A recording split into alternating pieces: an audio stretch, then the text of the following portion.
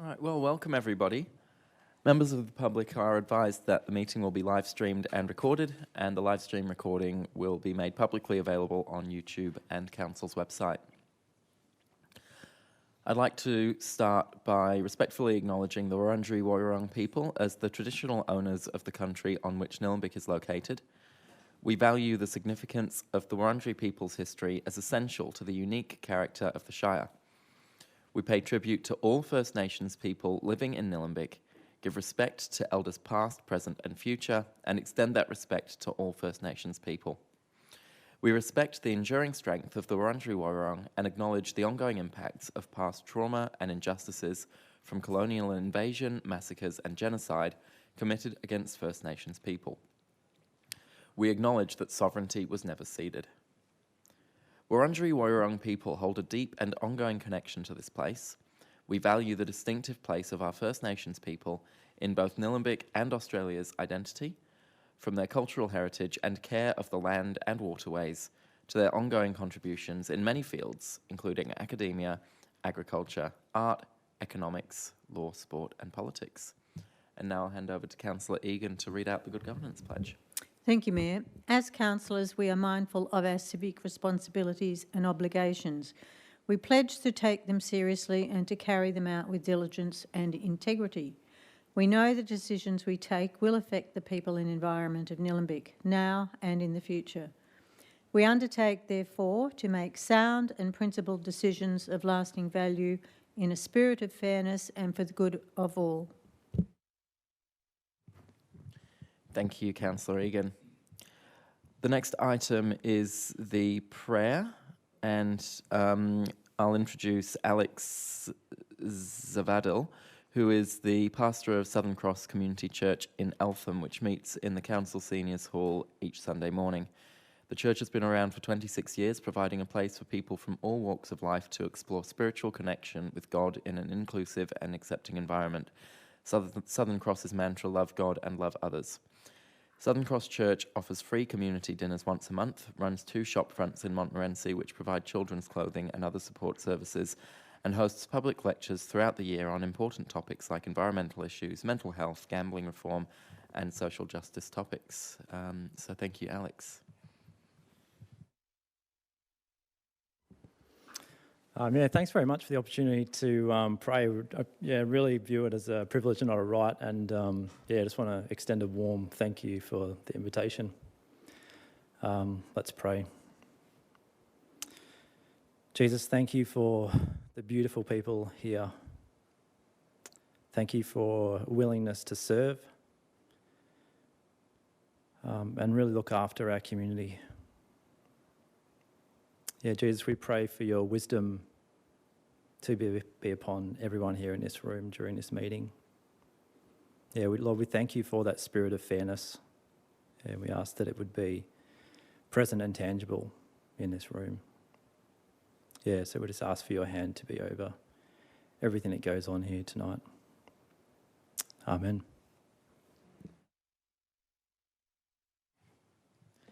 Thank you, Alex. The next item is the apologies, and we do have a couple of apologies tonight from Councillor Eyre and Councillor Stockman, who are unfortunately both unwell and unable to be with us. So I'll just look for a motion to accept the apologies. Councillor Duffy. Thank you.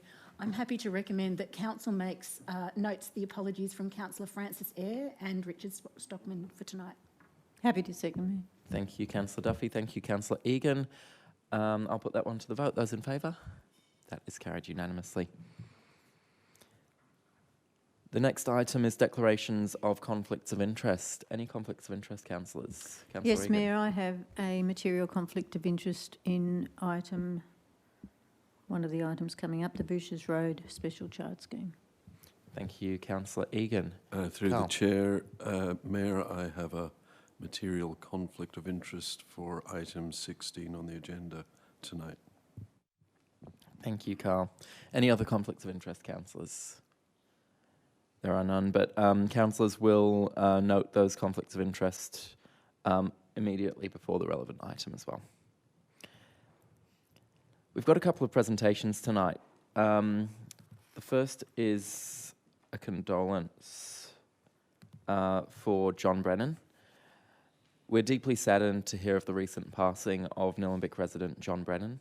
John was the principal of Eltham College from 1987 to 1999 and a life member of the college. He was instrumental in the establishment of Clean Energy Nillumbik in 2017, serving for 6 years as chairperson and committee member, dedicating endless hours to governance, operations, and events. John was president for many years and a committee member of the Waddenbuck St Andrews Community Centre Committee of Management. As a member of the St Andrews Community Centre Steering Committee, he was also instrumental in the rebuild of Waddenbuck. He was a member of Council's Environment and Sustainability Advisory Committee from 2019 to 2022 and a volunteer bus driver with the Community Transport Service. John was an energetic and enthusiastic contributor to the Nillumbik community and was passionate about inspiring and helping communities to take steps to achieve zero emissions targets. Following the 2009 bushfires, John and wife Sarah rebuilt their home with a focus on sustainability. Their home has been showcased several times as an open house at the Nillumbik Sustainable House Day. John will be remembered for his tireless contributions in his personal, professional, and community life, his commitment, leadership, mentoring, and generosity. On behalf of Nillumbik Shire Council, we pass on our condolences to John's family and friends.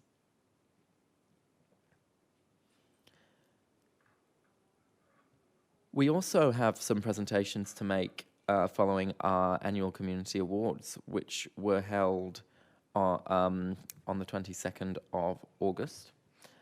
The awards were held at the Eltham Community and Reception Centre, where we presented individuals and groups across 7 categories with awards for their contributions and achievements in the Nillumbik community. And so to list the winners of each category for 2024, the Volunteer of the Year award went to Warwick Leeson OAM. The Community Group of the Year went to the Lions Club of Eltham. We had a high commendation under the Community Group of the Year for Rotary Club of Eltham. The Nillumbik Young Citizen of the Year went to Bethany Woodman, with a high commendation for Michaela Mountney. The Contribution of the Year towards Arts, Culture and Heritage went to Pat Reynolds. The Contribution of the Year for Diversity and Inclusion went to Phil Peterson. The Contribution of the Year for Environment and Sustainability went to Boomerang Bags. And the Contribution of the Year for Reconciliation went to the Research Junior Football Club. I'd like to thank all of the winners of the awards, as well as all the finalists who made it to the finals. We had over 30 nominations across those 7 award categories. The quality and quantity of the nominees reflects the incredible strength of Nillumbik's sense of community and shows the true value that this community is able to get from volunteerism. Thank you, Councillor Duffy. We had 160 people at the event, and so it showcased past achievements and ongoing efforts. It is so great to see so many community members show support and encouragement to all of the nominees and strengthen their connection with others. So congratulations again to all of the deserving award recipients. And I believe I'm now handing over to the CEO for another presentation. Thank you, Mayor, and welcome to everyone in the gallery. It's just something we do at the end of each term of council. I'd like to just pay recognition to the Deputy Mayor outgoing for this term of council, just to come up and receive a small gift on behalf of the council and the organisation, and the obligatory handshake and photo opportunity. Thank you, Karen.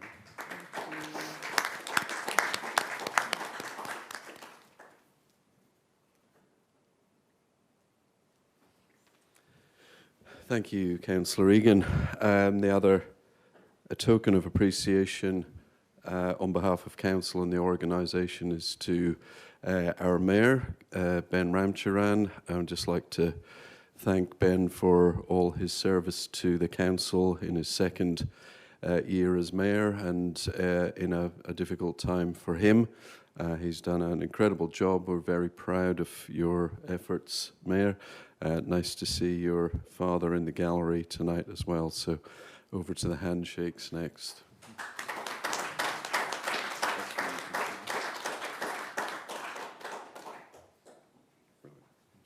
Thanks, everyone.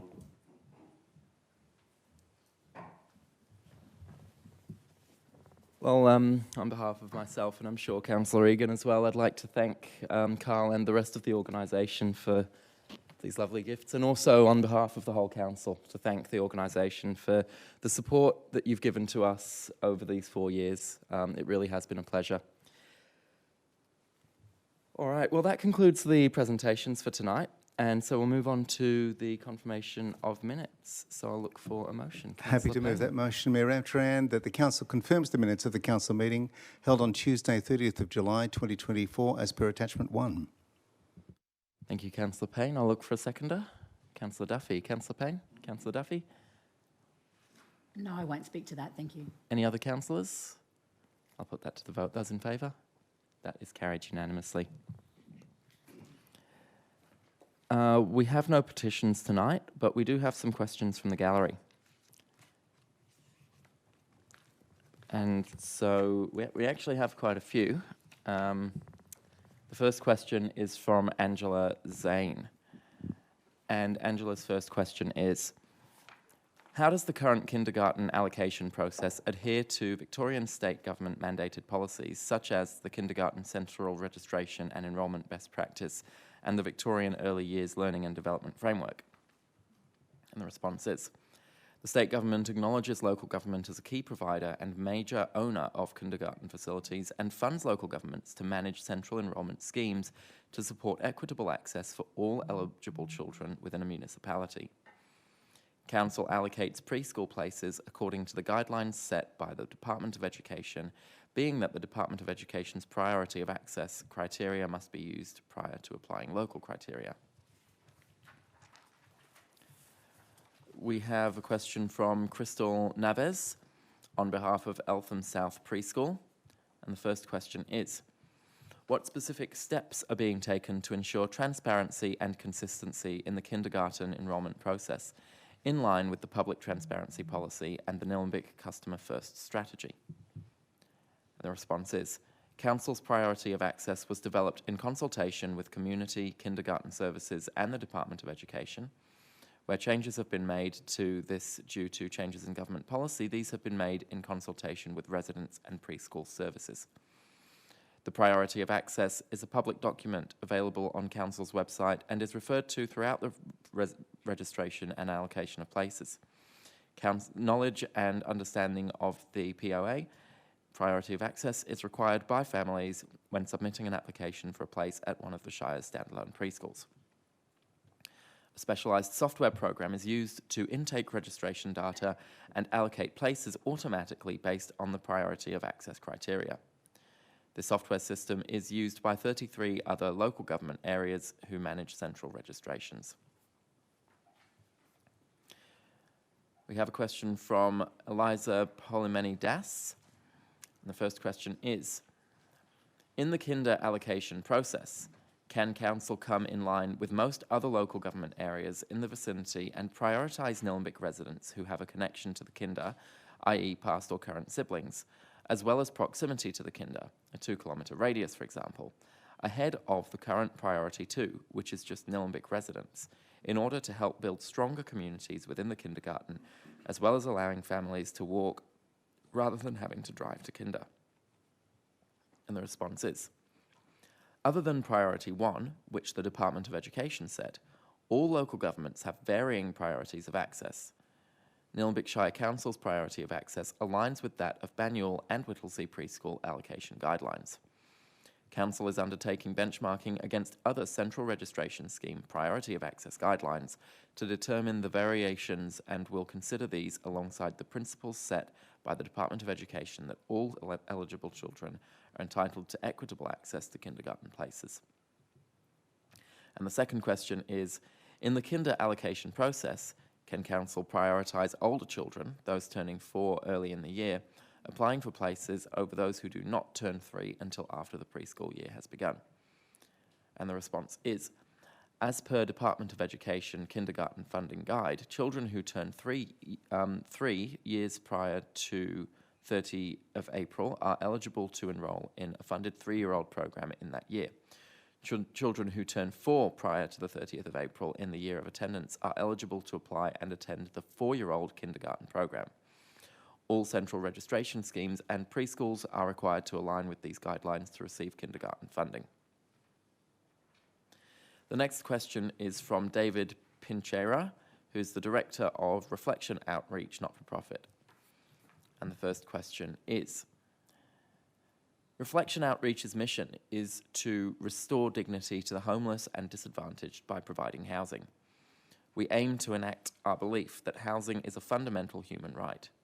Regarding the specific site location of unused land at 739 Main Road, Eltham, this land is behind the Eltham Living and Learning Centre and the Eltham Playhouse Occasional Care. The land is identified as highly suitable for social housing. Will you support the follow-up of a proposal to use this land for our proposed eco-cabins that would have minimal environmental impact and support the Living and Learning Centre's mission for inclusion? And the response is, Nillumbik Shire Council, as a planning authority under the Planning and Environment Act of 1987, has obligations to align its future planning for housing with the directions set out in Plan Melbourne 2017 to 2050, currently under redevelopment as Plan for Victoria, a submission to which is being presented to Council for its consideration of endorsement at tonight's Council meeting. Council has been recently reviewing its housing strategy with community consultation to inform it undertaken throughout April and May this year. In addition, the state government released its big ideas to inform a future plan for Victoria and draft housing targets for each local government area in Victoria. Nillumbik Shire will be able to consider and update its draft housing strategy to identify how it will accommodate future housing, including to determine future opportunities for social housing within the Shire. Therefore, at this stage, it is premature to confirm the future status of the site at 739 Main Road, Eltham. Question 2. Will you support Reflection Outreach in preliminary discussions with other departments within the Nillumbik Council, such as the Nillumbik Youth Team, officers, Frank Vasilakos, the new Director of Planning, Environment and Strategy, as well as the Living and Learning Centre team, regarding how we can work together in a spirit of collaboration and community to support the Nillumbik Council's plan for future housing? And the response is, Council acknowledge the verbal submission made to the April Planning and Consultation Committee meeting from Reflection Outreach with regard to specific council-owned assets, including parkland, and the need for what was identified at that time as crisis accommodation. This verbal submission, along with all written and verbal submissions made to the draft housing strategy, will be used to inform updates to the draft housing strategy before the next round of engagement, subject to the release of final housing targets by the state government. Officers are happy to meet with the Reflection Outreach team to further understand the organisation's purpose given the range of matters identified through verbal submissions and these questions, for example, social housing and eco-cabins. The next question is from Andy Barras, and there are 2 questions. The first question is, in 2022, flooding destroyed the pedestrian bridge at Bridge Street, Eltham. Since then, repairs have been made to the southern bridge near Pitt Street, but no action seems to have been taken on the northern side, forcing either a long detour or crossing on the Bridge Street footpath, which is not an ideal path for young families like mine. What progress or decisions have been made regarding replacing this important pedestrian link? And the second question is the Council still committed to replacing this bridge? We have a combined response as follows. With regard to the bridge replacement on the northern side, investigations have been undertaken to replace the bridge. In compliance with current Melbourne water regulations and proximity to the road, the replacement bridge would be required to be built to the 100-year flood level, applicable safety and accessibility standards. These requirements result in a significantly higher bridge structure and impact the overall cost of replacement, approximately $2 million, Discussions have occurred to source alternate funding streams with no successful outcome to date. Council will continue to investigate solutions for pedestrian access. The next question is from Mina Gill on behalf of Nillumbik for Palestine. And the question is, the Nillumbik for Palestine petition was received by Council on June 25th, 2024. Nillumbik for Palestine was advised that governance would issue a report to councillors on our petition on the 20th of August 2024.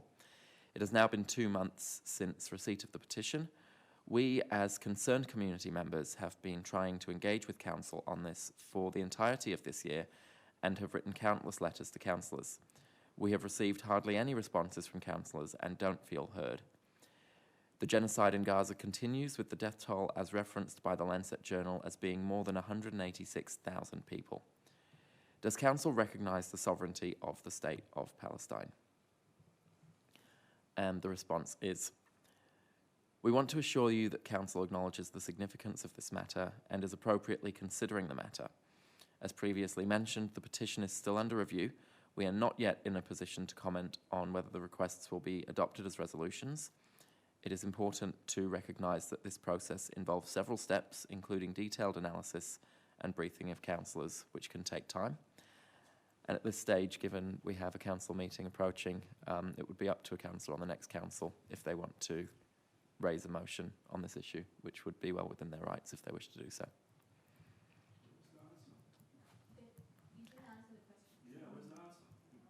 That's the answer that was provided. In answer to the final part of the question, Council does not yet have a position on the issue. It's being assessed. If a councillor on the next council wishes to take a position, they have every right to move a notice of motion to do so. And I'm happy to chat to you outside of the council meeting, but we do need to move on. That's not the answer I gave. You can invent any answer you want. That's not the answer I gave. I'm happy to talk to you outside of a meeting. If you want to call me or email me, we can discuss outside of a meeting.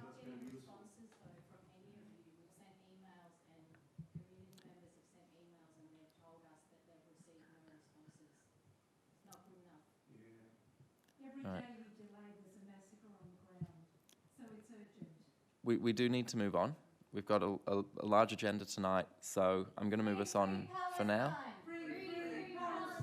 From the river to the sea, Palestine will be free. From the sea to the river, Palestine will live forever. Always was, always will be. Aboriginal land. Always was, always will be. Aboriginal land.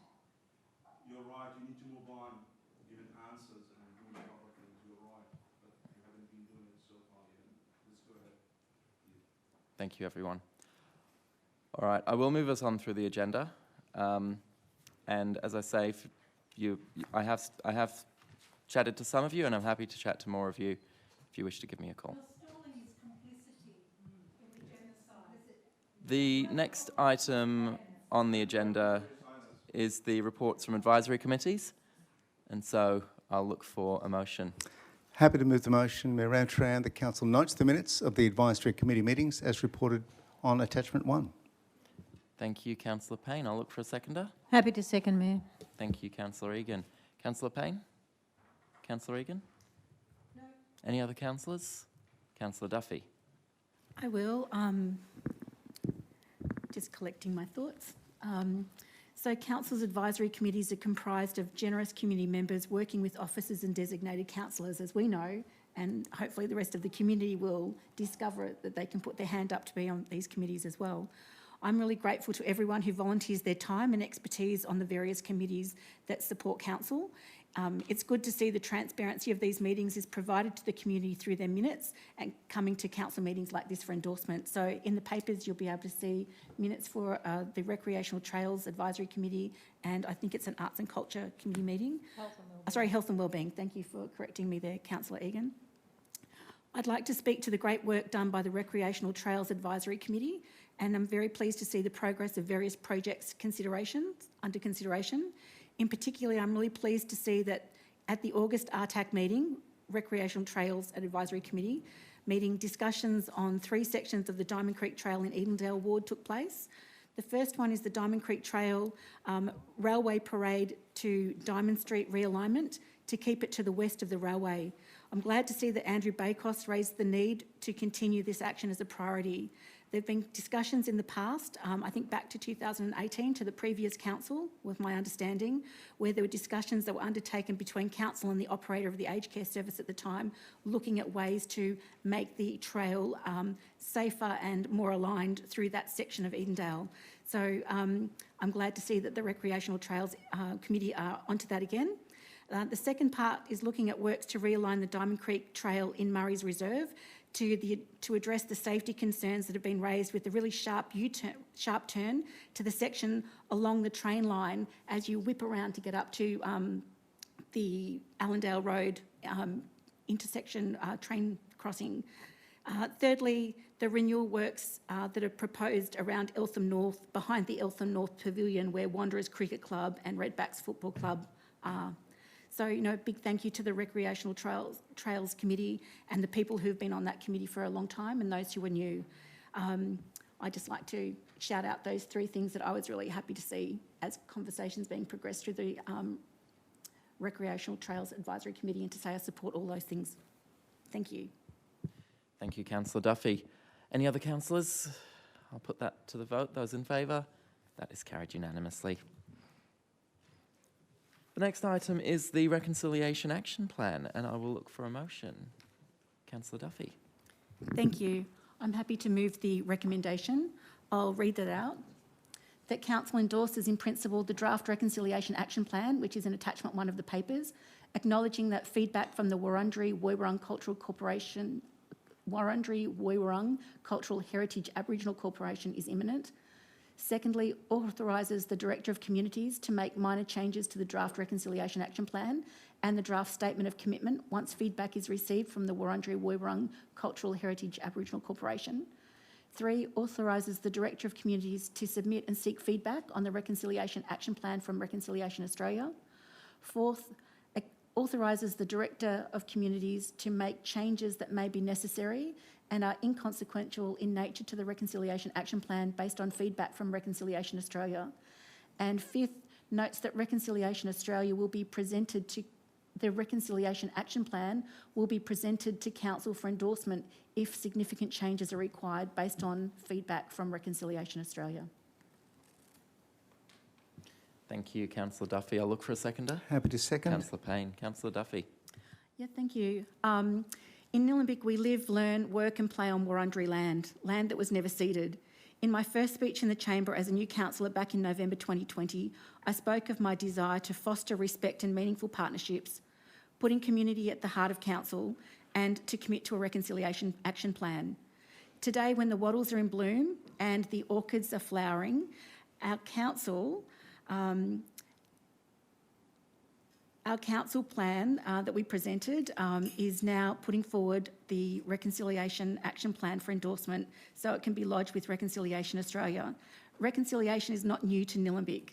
Last year we celebrated 25 years of council and our community's formal statement of acknowledgement, commitment and apology to the Wurundjeri Woiwurrung traditional owners back in 1998 in the form of a GAYUP. And we also had the formation of the Nillumbik Reconciliation Group at that time. This reconciliation plan is another meaningful step in the ongoing journey of our responsibility to educate ourselves and our community. For over 60,000 years, the Wurundjeri Woiwurrung have called this homeland. They want us to care for country and care for each other. That's the message that I receive from them. Council collects over $60 million in rates from this unceded land each year, and we need to ensure that the funding for reconciliation, so that this plan and what comes after is generous, so that these actions are meaningful, not tokenistic. For 200 years, First Nations people have endured intergenerational trauma with the changes that have come from the settlement of this country, which has seen others prosper with intergenerational wealth. I've heard that Nillumbik translates as bad land, and I'll leave that with you to explore what that might mean.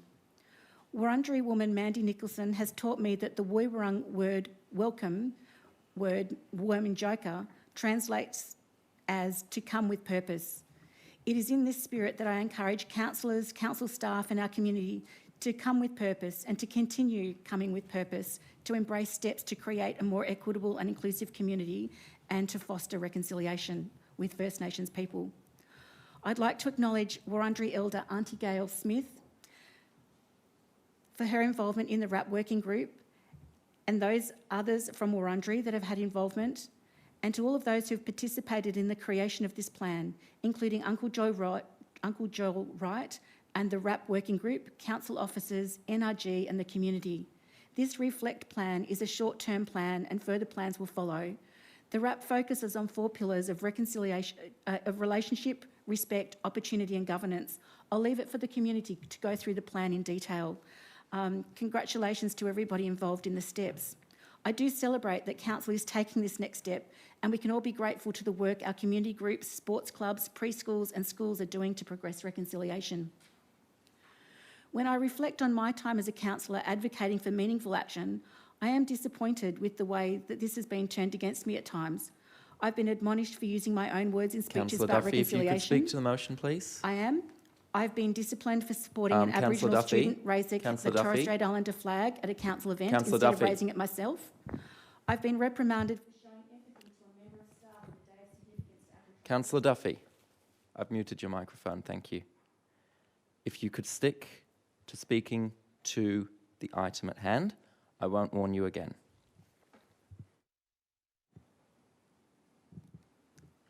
I am speaking to the item at hand. I'm talking to the meaningful action and how important this is to me and to many other people, that the actions in our Reconciliation Action Plan are brave and they are meaningful. We have had the calling from Reconciliation Australia to be brave and make change, and that has been heard in our council, and I'm encouraged that things are going to be moving forward. I thought it was appropriate to mention some of the difficulties that happen when you're trying to progress reconciliation conversations.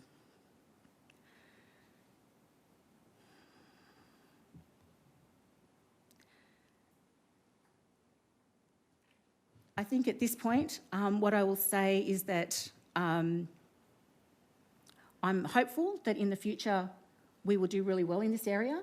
I'm excited by the community's embrace, the council's embrace, and one of the things that I would like to pass on to the council that was given to me is this item, which was provided to me by Councillor Margaret Jennings. Margaret was a councillor 25 years ago when the GAYUP took place and Nillumbik signed the initial statement of commitment, apology and acknowledgement with the Wurundjeri. And I think it's appropriate that it stays with the council as a mark of the beginning of that apology and commitment by the council to the Wurundjeri and the next step in our iteration on this journey. So I'd like to give it to you, Mayor Ramcharan, and to the CEO, Carl Cowie. And this is looking for meaningful action with reconciliation, not tokenistic action. Thank you, Councillor Duffy.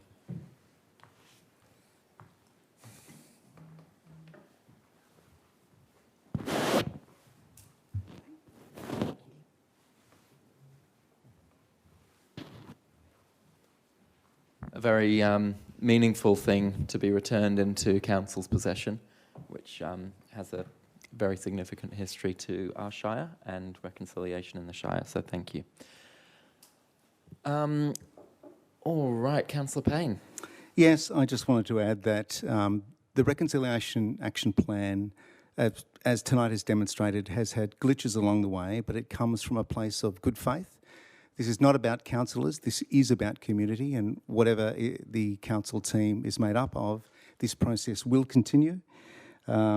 It's deliberative, it's an ongoing consultation with community and First Nations groups. It's not driven by councillors, and it gives everyone a chance to reflect and give feedback along the way. So I commend the process, and whoever is sitting in these seats come October, long may the process continue.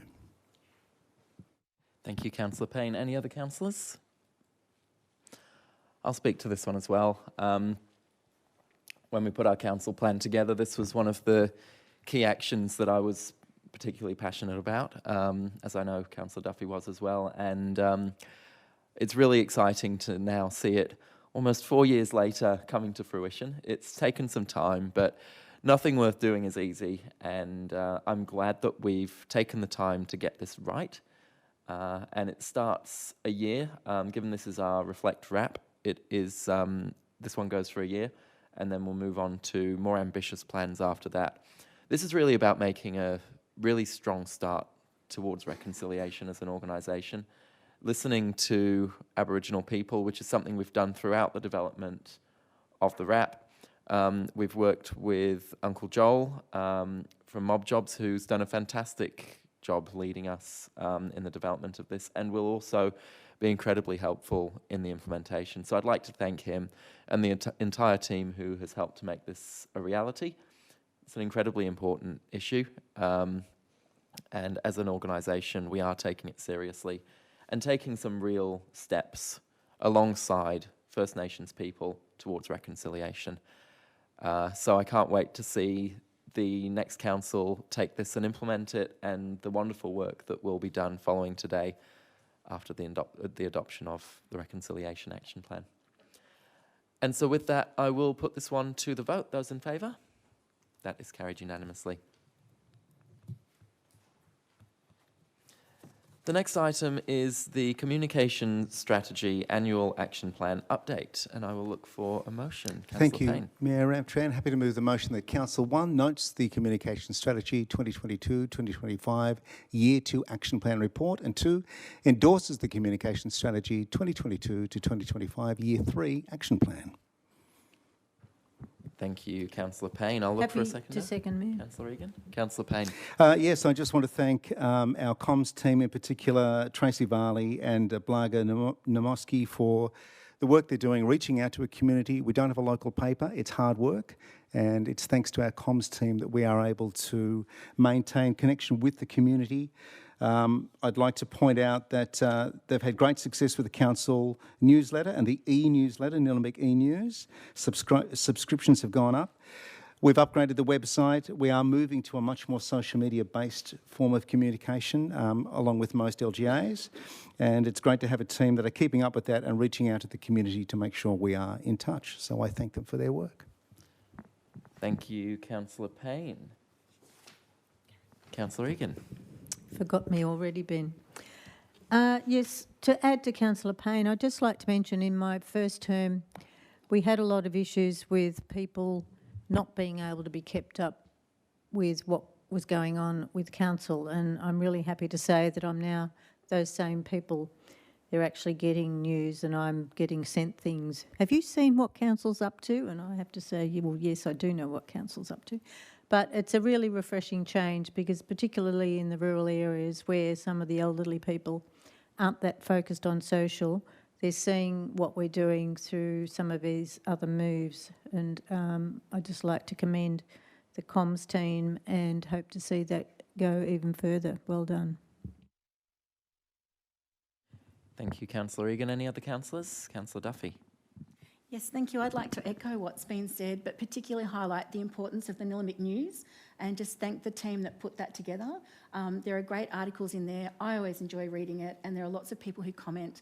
So whilst it is the old form in the print, it is still very much something that's appreciated and valued by the people of Nillumbik. I'd also like to acknowledge the social media work that Council's communications team is doing in sharing the stories of people in our community that are doing great things, and the great work that Council does as well. I love seeing the stories about individuals, whether that's related to business or whether it's about art.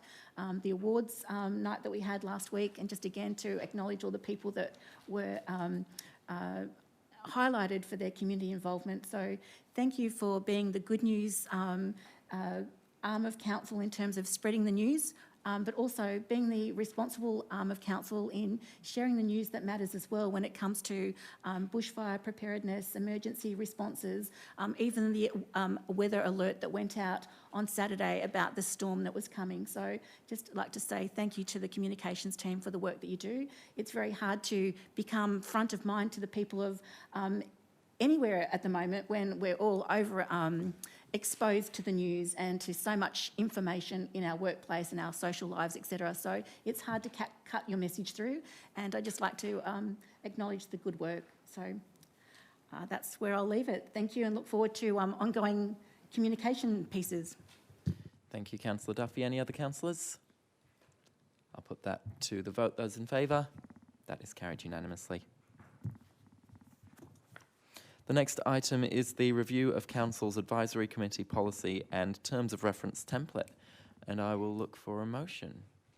Thank you, Mayor. I'd like to Councillor move that Egan. Council adopts the Advisory Committee policy, Attachment 1, and the terms of reference template, Attachment 2. Thank you, Councillor Egan. I'll look for a seconder. Councillor Payne, Councillor Egan. Thank you, Mayor. Yes, this is about getting all our advisory committees basically on the same page so that they have the same terms of reference and the same template. And also giving effect to gender equality, diversity, inclusiveness to be put into those documents. And this will be adopted by all the council committees as part of the next schedule review.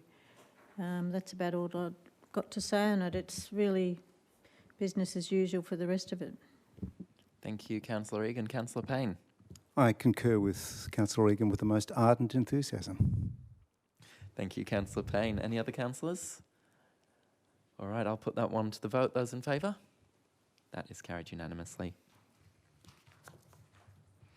The next item is the naming proposal for the Civic Drive Precinct Park. I'll look for a motion. Councillor Perkins. I'll move the motion as per the papers, as per the recommendation. Happy to second, Thank Mayor. you, Councillor Perkins, and thank you, Councillor Egan. Councillor Perkins. Very happy to move this motion. I'm sure the local residents in Apollo Parkways are very happy if this goes through as well. It's been a long-fought campaign. It's been something that the local residents of Apollo Parkways have wanted to protect their park and this area for a long, long time. They haven't always been successful. There has been subdivisions on the land when it was zoned differently and it had no name. Now it will be named.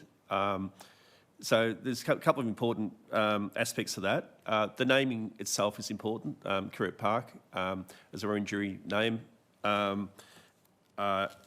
but also just the fact that we're giving the park a name. It's an unnamed park at the moment. I think that's probably very significant, particularly to the numerous people that objected to the name or the naming proposal. 34%. Or 36% actually.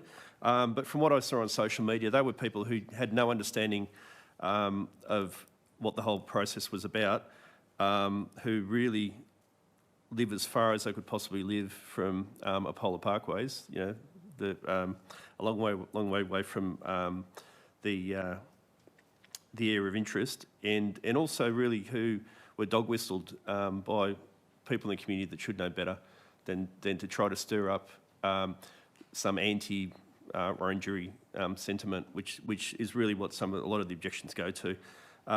So overwhelmingly, there were 64% submissions were supportive of the name proposal, and we see that there's a number of names that's spelt out in the motion, but there's the building in the Civic Drive precinct would be named Kirrip Pavilion. We also got the Outdoor Performance Centre, the Kirrip Outdoor Performance Centre. The whole area will be called Kirrip Park, and the playground will be called Kirrip Play Space. There's also an exercise flat open space, and that's named Kirrip Recreation Space. So the Kirrip Recreation Space, most recently, I suppose, that's the space that was earmarked by the current state government to put a community hospital, and there was a lot of work put in by local residents, particularly the Apollo Parkways, or the Friends of Apollo Parkways, to oppose that, and ultimately council resolved not to sell that land for the development of a community hospital. So that's significant in its own right to the locals, in that they had a win there. But yeah, it's great to be able to close this council out with this one. It's been a very, very long process to hopefully protect this park into the future from subdivision or from council sell-offs, and this is should go a long way to achieving that aim. Thank you. Thank you, Councillor Perkins. Councillor Egan. Thank you, Mayor. Yes, on top of what Councillor Perkins has said, when I first got into council 8 years ago, it was just a bare space. We had a pretty grotty building, not much there at all, a bit of lawn. Now we've got a playground, we've got art, we've got all sorts of things there, but most importantly, it's finally been named. So I'm sure the Friends of Apollo Parkways will be very, very happy. So a great outcome for everybody. Thank you, Councillor Egan. Any other councillors? Councillor Duffy. Thank you. I think that this is a great initiative, and I'd like to commend the people from Apollo Parkways, the Friends Group, who put this suggestion forward. No one likes to see money wasted, and that was one of the concerns from some residents, that we were spending money on creating signs to replace signs that already existed. That's not the case. As you've heard from Councillor Perkins and Councillor Egan, this is a new name for a place that was unnamed. Having a Woiwurrung name and a name that means friend is fabulous for people to learn the language. And, you know, we do come to places in friendship. Over the years, there have been other places here that have been given Aboriginal names. I've met a man in my ward. He used to live on Old Eltham Road, and he put forward to the council of the day to change it and to give it an Aboriginal name. It's now called Karingal Drive. Nearby, the creek that runs through there has got a name. It's called Karingal Yallock. Tonight we look to give the name Kirrip to this land. 20 years ago in Eltham, a little bit of land at the entrance to Eltham was renamed. It was called Barrack Bushlands in honour of William Barrack. So it's great to see council progressing this, and hopefully we'll have more places with Indigenous names, but not just having a name, having an explanation so people understand. And for me, this becomes important. I grew up in Bathurst in country New South Wales. As a child, there was a new suburb that the council created called Windradine. I used to drive through it on the school bus on my way home 45 years ago. Last week, Bathurst City Council put a sign up in the suburb of Windradine to acknowledge the naming of that place, and it's named after Windradine, a famous frontier Wiradjuri man who is acknowledged for the way that he led his people. And it's also 200 years to the year that the New South Wales governor at the time, Governor Brisbane, declared martial war on the Wiradjuri people of Bathurst. And, you know, we all know what happened there. So by just giving a name to a place is one part, but the education as to the why and the how and what does it mean is really important. So that's the bit that I'm looking forward to with this renaming, that council's able to honour the intention so that the community understands the why behind the naming. Thank you, Councillor Duffy. Any other councillors? I'll just speak on this briefly. I'm also quite excited to see us doing this. It really is a wonderful step forward to be adopting names in the Woiwurrung language for places and spaces across Nillumbik. Where is Kirrip Park? Well, it's pretty much right here. We're in it, or, well, next to it. And so it's that whole precinct over in that direction. And it's very exciting to see this change being made. It has a name now. It's a name that came from the local community who wanted to acknowledge the traditional owners, and I think it really was a wonderful suggestion from them. So thank you for the suggestion, and we're going to move forwards now and make sure that this place has a name, which is a wonderful, wonderful outcome. So with that, I will put that one to the vote. Those in favour? And that is carried unanimously.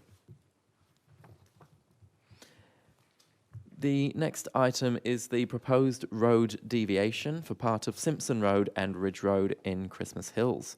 And I will look for a motion. Councillor Thank you, Egan. Mayor. Happy to move the recommendation as per the papers. Thank you, Councillor Egan. I'll look for a seconder. Councillor Duffy. Councillor Egan. Yes, this is one of these weird anomalies that we have, basically a non-conforming road. So we have a road on a map and we have a road in reality, but they don't line up. So this whole process is about aligning them and making what's in reality match what's on the map. That's in very, very simple terms. So that's basically what this has all been about. It has taken quite a while, but it's finally happened. Not much more to say on it. Thank you, Councillor Egan. Councillor Duffy? Any other councillors? I'll speak on this one briefly because it is in my ward. Councillor Egan summed it up quite well. Basically, all we're doing is moving a line on the map because the map's wrong. If we didn't do this, then we'd probably have to rebuild the whole road to line up with the map.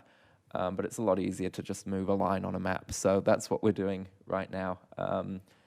It really changes nothing on the ground, and the best thing is we're not actually paying for it. Melbourne Water is. So all we're doing is enabling the process to happen. And with that, I will put it to the vote. Those in favour? That is carried unanimously. All right, the next item is the Nillumbik Urban Tree Canopy Strategy 2024 to 2040, adoption of strategy. I'll look for a motion. Councillor Duffy. Thank you. Very happy to recommend that Council firstly adopts the Nillumbik Urban Tree Canopy Strategy 2024 to 2040 as an attachment 1 in the papers. Secondly, endorses the Urban Tree Canopy Year 1 Implementation Plan, attachment 2 in the papers. Notes that the Urban Tree Canopy Strategy, subject to graphic design and its implementation plans, will be made available on Council's website. Fourthly, receives an annual update on the implementation of the Urban Tree Canopy Strategy and the proposed actions for the following year. And lastly, notes that a summary will be provided to the community on Council's website and in Council's annual report. Thank you, Councillor Duffy. I will look for a seconder. Councillor Perkins. Councillor Duffy. Hi, thank you. This is something that I'm very excited about. As a council, we endorsed a notice of motion that I put forward in October of 2020, which was to request investigation into a Nillumbik urban forest strategy. And here we are now with this urban tree canopy strategy, which is wonderful. We have clear actions that have been put in place to cover us for the next few years to protect the green wedge in our urban areas. It's looking at a whole lot of considerations with the impact of green and trees on our health, on our well-being, on the value of our real estate. There are so many different factors to go into. I've spoken at it many times at council meetings in the past, and when we heard recently from the community when they provided their feedback on the draft urban tree canopy. I suppose one of the things that I'd like to point out is that, you know, with all of these things comes money, and to progress the urban tree canopy strategy further, we need future councils to be able to put funding forward to make sure that some of these initiatives, see the light of day and are continued. One of the things that I'm particularly proud of at the moment is the street tree plantings that's happening around Nillumbik. There's $130,000 from my memory that's budgeted for the street tree plantings, and it's great to see these happening. It is upsetting though at times to see some of the trees that are planted being pulled out by residents for various reasons. So I hope that we're able to get the communication better between council and residents as to what the value is for residents and our wildlife and our amenity as to why we put these trees in. And if people are wanting to have a tree removed because they don't want it, could they let council know so that we can replant that somewhere else rather than it just going into your green waste? I'd also like to acknowledge the various ways the community are involved in helping us with our tree canopy, and the way that most of the trees in our shire are actually held on private land, not public land. So our action plan is looking at what council can do in our council spaces, but we also, through this and our biodiversity strategy, need to look at how the community can come on board in this journey and appreciate the value of trees. The Friends of Edendale, I'd like to highlight them for the significant and the systematic revegetation project they're undertaking along the Diamond Creek around Edendale Farm, and the work that Rotary Clubs of Eltham and Diamond Creek have been doing when it comes to environment and tree planting. I won't go on. There's a lot that I could say about trees, but I did do a first the other day. I hugged a dead tree. Down at I drove out to Boucher's Lane and discovered the most magical part of the Yarra that I hadn't seen. I've lived here for almost 16 years, and at the entrance to the landing onto the river, there is this huge dead manigum. Well, I'm assuming that's a manigum based on its formation. The manigum is the name that the Wurundjeri how they get their name. Warren is the name for the manigum, and Jerry is the grub that lives in the tree. So Wurundjeri. when I hugged this tree, I just looked at it and I felt it. This sounds really hippie, like wah-wah. I'm kind of embarrassed that I'm saying it. But when I hugged this tree, I was just grounded in that it's still there. Whilst it's dead, it was huge. So was it 200 years old? Was it 300 years old? Was it more? And then I'm thinking of the trees that are in our backyards that, you know, can get cut down in a chainsaw in half an hour or sometimes even 10 minutes that might have taken 20 years, 100 years to grow. So we need to do something we need to do the right action when it comes to protecting our trees for the various reasons that they're important to us. So I sound like I'm kind of a crazy hippie, and maybe sometimes at heart I am, but the importance of trees is really not just something that adults, it's something that children notice as well. So I'd just like to say thank you to the council officers for the work that they've done, and particularly to Kirsten and the team, the environment team, for the work that they've done here and what Edendale Farm will be doing in propagating plants for us to be able to use and to sell. So come on, get on board, community of Nillumbik, plant some trees, and maybe we could even look at tree planting projects, some special things for when babies are born or when kids have their first year at school. Like, there are reasons that we can come up with as to why we plant trees. It doesn't just have to be on National Tree Planting Day. Thank you, Councillor Duffy. I think people would have thought I'd be the tree hugger on the council, but there we go. I know, it surprised me that I did that. Councillor Perkins. Yeah, I'd like to support Councillor Duffy in terms of what she said, and it's interesting, you know, the notion of tree huggers. I've never been accused of being a tree hugger, but if I was, I would hope it would be a live tree. That's new to me, the notion of hugging a dead tree. But you know, nonetheless, it is a tree, I suppose. But you know, certainly support the motion and support the strategy. Somewhat so that the strategy doesn't go far enough. But the reality is, it's going to be very, very hard for Nillumbik into the future to protect the existing urban tree canopy, given the housing targets that the state government have set, which is an item coming up soon. So realistically, it's as ambitious as it can be. But you know, the threat to our urban canopy really is residential development. We'd love to have our cake and eat it, but you know, long term in the urban areas, is that achievable? We're not sure. It's really up to the state government, but certainly council and most of the residents and ratepayers of Nillumbik, I'm sure, in the urban parts especially, would like to maintain, at least maintain, the current urban tree canopy, hopefully enhance it, but you know, increases in density and more subdivision and unit development and apartments make that increasingly difficult, and that's the challenge that we face with the housing targets that are being pushed upon us at the moment. Thank you. Thank you, Councillor Perkins. Any other councillors? I'll speak to this one as well. This is one of the really exciting strategies that we're endorsing tonight. It really is the night for it being the last meeting of the council term. We're endorsing a lot of really big ticket items tonight. A lot of us have put a lot of work into this, into making this happen. And I'd also like to thank the team for all the work that they've put in, particularly Warren Tomlinson, our biodiversity officer, and the entire environment team who work with him, who really have made sure that this is a well-resourced, well-put-together strategy with solid actions to protect our tree canopy. It really is something unique here in Nillumbik. Not many places have urban areas, effectively suburbs, some people might call them. We don't call them suburbs, but people would call them suburbs. With so many trees, you wouldn't know you were in an urban area.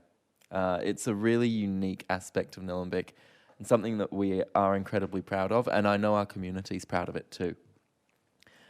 I also know that it's a priority of our community to protect that and keep it the way it is. But on the flip side, unfortunately, there are too many people who see trees as a nuisance or something that ought to be removed, something that gets in the way, something that poses a threat. And it's just too easy to chop a tree down. I think Councillor Duffy touched on that quite well. It can take years and years to grow, but all you need is a chainsaw and it's fallen over within minutes. That's the real risk that we have to our tree canopy, as well as other threats that are becoming more and more prevalent now, such as disease, climate change, bushfire. It's all, at the end of the day, a result of the impact that we are having on our natural environment around us. And yet those trees keep us cool in summer. They shelter us to an extent during winter. They provide clean, fresh air.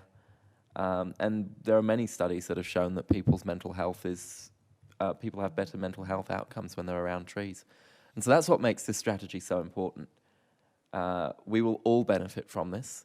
And I think, particularly here in Nillumbik, our community recognise the importance of it and recognise it as a priority. That's why this council's put so much work into preparing this strategy. But given it's being endorsed in the final meeting of this council term, it will be up to the next council to actually implement it. It will need to be funded. Without funding, it may not be worth the paper it's written on. And so that's why it really is imperative that the next council fund both this and the biodiversity strategy and make sure that there's enough money in the budget to really implement these and match those priorities of the Nillumbik community. All right, and so with that, I will put this one to the vote. Those in favour? That is carried unanimously.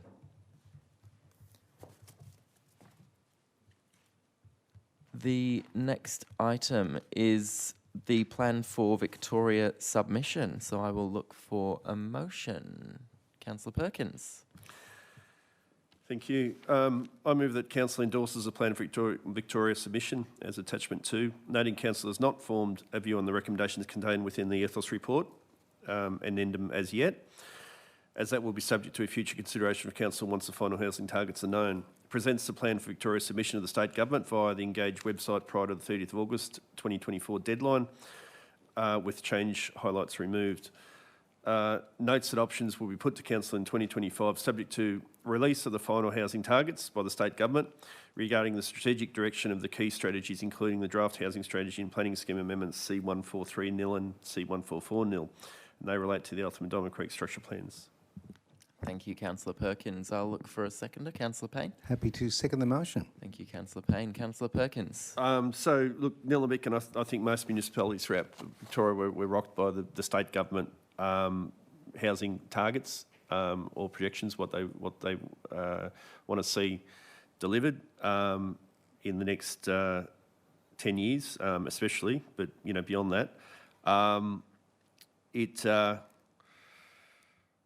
In Nillumbik, the current draft housing target identifies an additional 12,000 dwellings in Nillumbik by 2051, so that's a 53% increase, and more than doubles the recent development trends and exceeds the growth anticipated by our housing strategy and the Victorian Futures 23 projections, and they're the state's own population projections. So, Council, and I'm sure many councils have major concerns with the targets as presented by the State Government. We're putting in a submission to get them to reconsider those targets.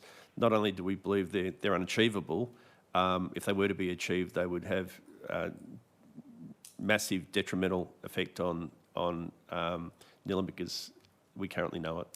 And we're not sure how we would achieve those 12,000 new homes if we're required to amend the planning scheme to support that.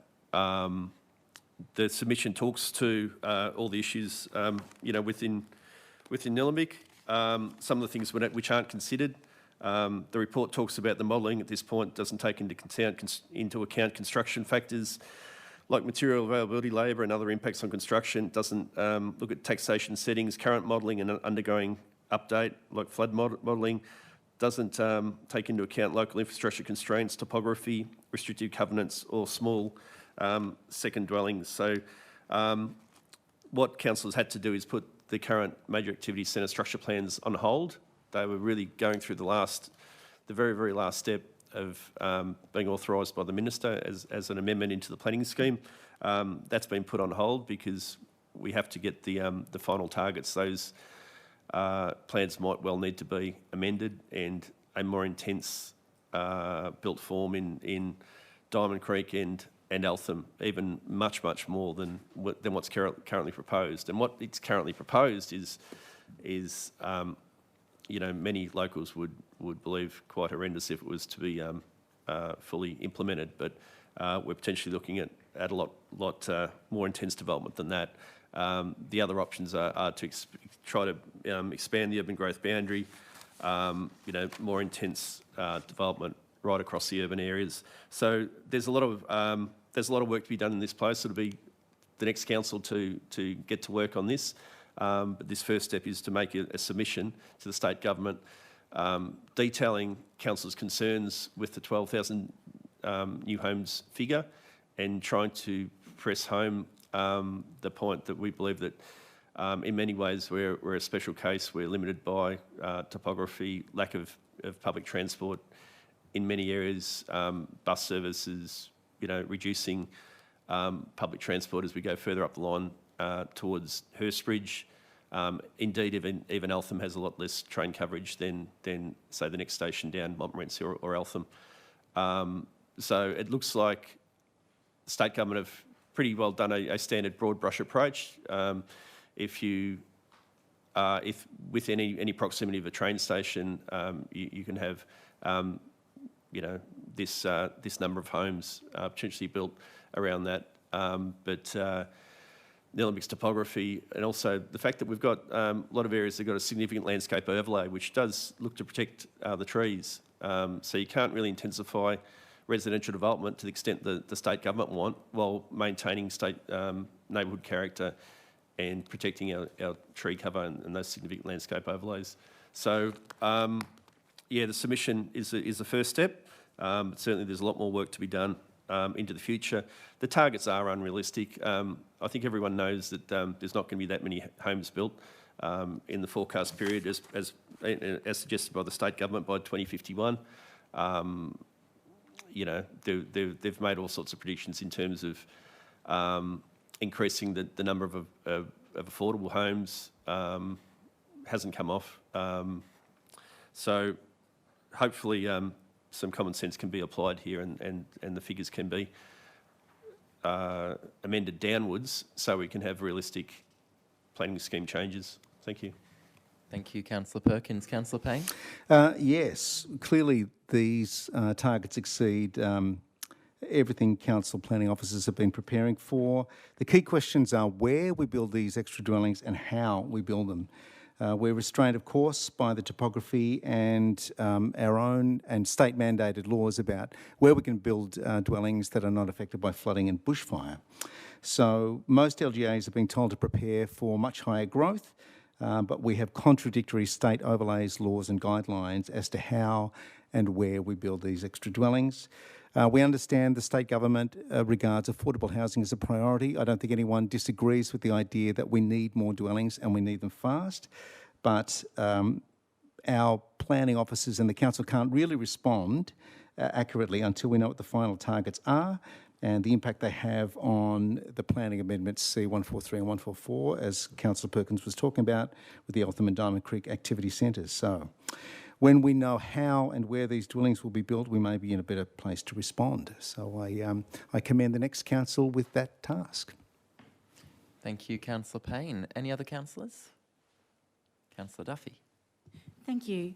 I agree with the things that have been said tonight about the importance of getting this right. So the state government has a priority. They're asking everybody to do their little bit. Nillumbik, we are trying to do our bit, but what does that bit look like? We have an ageing population. Tomorrow there is a seniors housing forum that people are able to go to. It's at the Eltham Community Reception Centre. Starts at 9:15. What do our houses need to look like? We have our topography is very steep. There are many factors to consider here, and I think the thing that was really important that Councillor Perkins raised was meeting our neighbourhood character. So the people that live in Nillumbik choose to live here for a long time in most instances. There are people that have been here for 40 and 50 years. There are people that move into the area because of the charm of the green wedge, our nature, the parks, the things that we all love about Nillumbik. So looking at colours, material, trying to avoid development on ridge lines. These are factors that council has worked hard for, and there are things that our people in our planning team look at with applications that come through and things that our community wants to make sure we adhere to. It would be a shame if we all of a sudden have to throw a lot of that out just to be able to reach housing targets. But on the same hand, housing is a human right, and at the moment we have people living rough in our shire and across the country. So I do want to see that we can get this right and that Nillumbik does our bit. It is a shame that our housing strategy is being deferred and that the Eltham and Diamond Creek major activity centre strategies are being deferred, structure plans are being deferred. But let's get this right, and that's the important thing, to make sure that we don't rush things through, and we can give our feedback to the state government and we can come back to the community and hear what they want to say. I'm often hearing words of concern from people in my area and elsewhere in Nillumbik. An example is what's appropriate development. So at the moment, Glen Park Road is an example in Eltham North. This was a street that had single houses, that had a large front yard and a large backyard and lots of trees. The pattern at the moment is that the single house is being knocked down, every tree in the block is being knocked down, and we're getting a series of 3+ townhouses being whacked onto the properties. So we're losing our tree canopy, we're having high density housing, but again, as Councillor Perkins alluded to, and as is in the report, our infrastructure isn't set up to cater for all of these extra cars. Where do they go? And when we're looking at the mechanisms that are used for looking at where houses can go, if on a map we're looking as the crow flies, how close is it to the local school or the local preschool or to the closest public transport, that's fine if it's flat and there aren't creeks and hills in between. So we do have quite a unique space here in Nillumbik. I wish the people that come after this council and the council If you could officers just good wind luck up there, in Councillor Duffy. working through this. Thank you, Councillor Duffy. Any other councillors? I'll speak to that one as well. Look, I think this is really a very good example of why planning powers are most appropriate at a local government level. We know our community, we know our land, we know the area. What we see here is, as has already been said, a broad brush approach by the state government. One size fits all. This is how many extra dwellings you have to have, with little to no consideration of the local context other than the fact that there's a train line going through a small part of Nillumbik, which doesn't actually service most of the Shire. If you actually look at our draft housing strategy, it's very well written. The team's done a wonderful job on it, and it is a real shame that it's being deferred, but I know it will ultimately be adopted in the next council term. There are some maps in there which show the extent of the urban growth boundary in Nillumbik and the amount of land that we have outside of the urban growth boundary. And you'll see how tiny that land is, the amount of land that's outside of the urban growth boundary, where we could actually fit an additional 12,000 dwellings, because they're not going to go in outside of the urban growth boundary. We don't want them to move the urban growth boundary, neither does the state government. New houses, by and large, don't go outside of the urban growth boundary. They must go inside the urban growth boundary, which means Eltham, Diamond Creek and Greensborough, and that's around about it. When you consider how small that is in comparison to the size of the Shire, and the fact that almost half of it is under floodplain, and so you can't develop there anyway, it really does constrain us in how many new dwellings we can fit in Nillumbik without building up. If the state government is suggesting that we build up, and maybe that's something we need to consider, then I would question whether the market would actually support doing so. Most of the developers here in Nillumbik are your mum and dad developers who have a little bit of money to build some townhouses. They don't have the money to build a huge high-rise that's going to fit enough dwellings to meet this housing target. So again, even if we did open up all our planning controls to allow this number of dwellings, it would almost certainly never happen, because the demand isn't there from the market to make it happen. Developers can't make those kinds of profits here. Plus, our road network and our infrastructure and our services just simply won't keep up. The roads are congested enough as it is. We might have a train line in one small area of Nillumbik, but it will not allow for an extra 12,000 dwellings without significant investment in the area to expand those services. The team has put together a really fantastic submission, and it's very detailed with a lot of really strong strategic planning work behind it, and I really hope that the state government takes it on board, because it really is important that we get this right. We're not against new development, we just want it to be done sensibly. All right, and with that, I will put it to the vote. Those in favour? And that is carried unanimously. The next item is the Council Plan Quarterly Performance Report for 2023 to 2024, and I will look for a motion. Councillor Egan. Thank you, Mayor. Happy to move recommendation that Council receives and notes the Council Plan Quarterly Performance Report for the fourth and last quarter of 23 to 24 with the 2 attachments. As per the papers. Thank you, Councillor Egan. Happy to second that. Councillor Payne. Thank you, Councillor Payne. Councillor Egan. Thank you, Mayor. So this, as I said before, is the 4th and final update on the delivery, progress and performance of our annual action plan actions, which align to our Council Plan 21 to 25.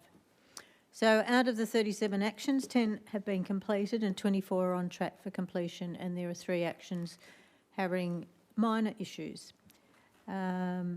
We've had lots of improvements on the 56 strategic indicators in the council plan, and 22 have improved on last year's result. 11 have decreased compared to last year, and 23 recorded minimal change from 22 to 23. So overall, the position reflects that council continues to make really solid progress in delivering on all the key actions of the council plan and significant outcomes for the community. And I think you've heard many of those in the agenda tonight, things that are finally getting completed. And all of these actions will be published in the annual report. I won't go into detail as there are too many. Thank you, Councillor Egan. Councillor Payne. I am in robust and enthusiastic agreement with everything Councillor Egan has just said. Thank you, Councillor Payne. Any other councillors? Councillor Duffy. Why not? I'd just like to say that the trying to complete these actions is something that isn't easy. So I'd like to acknowledge the effort of council staff to get through as many of these actions as they have, under circumstances where there are all sorts of varying factors when it comes to money, costs, being able to access the materials that are needed, and that's particularly looking at the capital works projects that have happened. The report talks about 86% of the capital works program was delivered across the year, and these are great things. The community gets to see the outcomes of that. It's drains being improved, it's footpaths, it's roads, it's the pavilions and the preschools that are being opened. And sometimes these things are quite very big and noticeable, and other times they're smaller. It could be like the retaining wall that's being fixed up at the Eltham Men's Shed, or the kitchen upgrade that's happening there as well. So I'd just like to acknowledge the work that goes into the action plan, and also small things like the economic development team and the work that they do to support people earning an income in Nillumbik. So there's been a lot of work on Small Business Week, and there've been initiatives to help women and people who have businesses at home. So all of these things go together to help us love where we live, and for council to be spending rate money appropriately across the Shire to help us move forward in better ways. So thank you. I'll leave it at that. Thank you, Councillor Duffy. Any other councillors? All right, I'll put that one to the vote. Those in favour? That is carried unanimously. The next item is the Nillumbik Integrated Transport Strategy 2024, and I'll look for a motion. Councillor Payne. Happy to move the motion as per the papers, Mayor Outram. Thank you, Councillor Payne. I'll look for a seconder. Happy to second. Councillor Egan. Councillor Payne. Yes, I just want to thank Frank Vasilakis and Eamon William for the work they've done in putting the integrated transport strategy together. This is about trying to deliver an enhanced transport plan for the Shire. They have worked out the strategic objectives, which is to plan and deliver active transport networks. That's basically getting people out of cars and onto bikes and walking and running as best they can. Encourage the use of public transport. Again, we are limited, but it's a way of getting people using public transport. and to encourage the take-up of electric vehicles as well. So I commend the work that they're doing. We are constrained by topography and population and a very car-dependent demographic, but we are working to change that and to become better at using our transport and to use the infrastructure we have at our disposal. Thank you, Councillor Payne. Councillor Egan. Thank you. Yes, this is one of the issues that's most concerning to the rural people in my ward and your ward as well, Ben. All of the themes in the integrated transport strategy affect rural residents. I can't say more than the urban areas, but we don't have a lot of the issues that the urban people have. But these are the things that really affect us. Lack of bus networks. We don't have any to improve, so it's not about improving them. We need to get some. We have missing links between a lot of our trails, and of course the pedestrian crossings in the rural area, most significantly Kangaroo Ground and Hurst Bridge, need massive improvements from a safety point of view, as well as do all of the rural roads. I think everybody, you actually have to, it's like a minefield if you're going through the Kangaroo Ground Pony Club. So if we can get any improvements on any of these, all of the rural residents will be very, very happy. So, Frank, you've got your work cut out for you.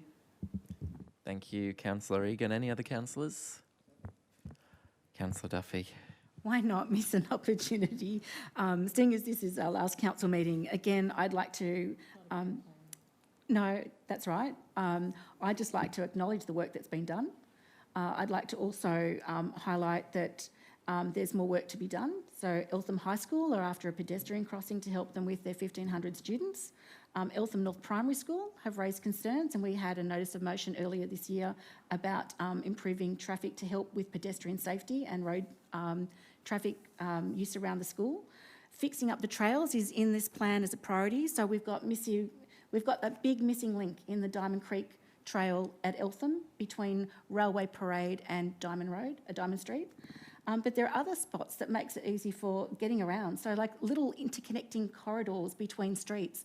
In Eltham North, there's Hillcrest Road and Banksia Rise. There's a little laneway that's kind of steep and eroded that children can walk down to get from one area to school and to buses. These are the things that we need to make sure that we've got some of these little connecting paths, interconnecting spaces usable so that people can access public transport easily. They can choose to walk rather than getting in the car. So there's a lot of work to do here, and you know, it's not going to be easy. I'm not going to be going to the supermarket and doing my grocery shopping on public transport. I'll be doing it in my car. You know, with our topography and where we live, sometimes it's not realistic to be able to do the things that we'd like to do. But I acknowledge the work that's gone into this, and you know, want to see council keep advocating for bus stops at our bus shelters at our bus stops, so that people want to catch the bus, whether it's raining or whether it's hot, because they've got somewhere that's shaded and they've got somewhere to sit. No matter whether you're a school kid or whether you're an aged person, these sorts of amenities are important. So, you know, that's just as important in this infrastructure integrated transport strategy as it is to have the buses, and it is to have the rail, and it is to have the roads and the footpaths. And I'd like to give one last shout out to the residents of Ryan's Road in Diamond Creek for their advocacy in trying to get a footpath on the section of road between, as you're going down towards the roundabout. I've forgotten the address off the top of my head, but they put a petition to council 2 years ago asking for council to consider ways to help them with the footpath and working with the state and federal government. So that is something that's on the agenda, and I hope to see that realised in due course. Thank you, Councillor Duffy.